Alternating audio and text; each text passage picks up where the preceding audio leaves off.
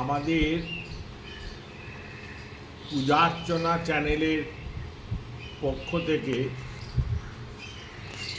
বিভিন্ন সময় আপনাদের কাছে অনেক বিষয় নিবেদন করা হয়।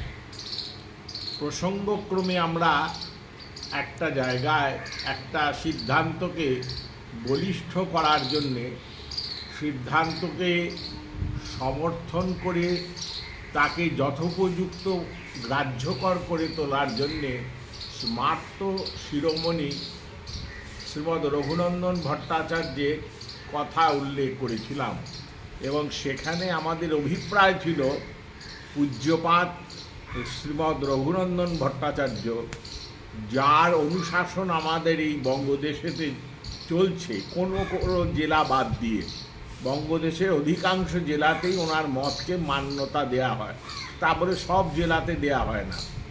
বা যেমন সাবেক পূর্ববঙ্গ যেটা ছিল বর্তমান বাংলাদেশ, ওইখানে অন্য স্মৃতি চলে।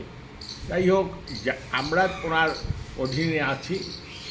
সেখানে বলা হয়েছিল, আমরা নিবেদনে বলেছিলাম যে একটা গ্রন্থ যদি 600 পাতার হয়, তার 300 পাতা আপনি মানবেন, আর 300 পাতা কি আপনি মানবেন না?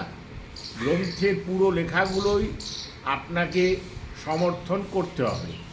সেই প্রসঙ্গে উল্লেখ করেছিলাম যে স্মার্ত প্রবর রঘুনন্দন ভট্টাচার্য তিনি সতীদাহ প্রথার কথা উল্লেখ করেছেন।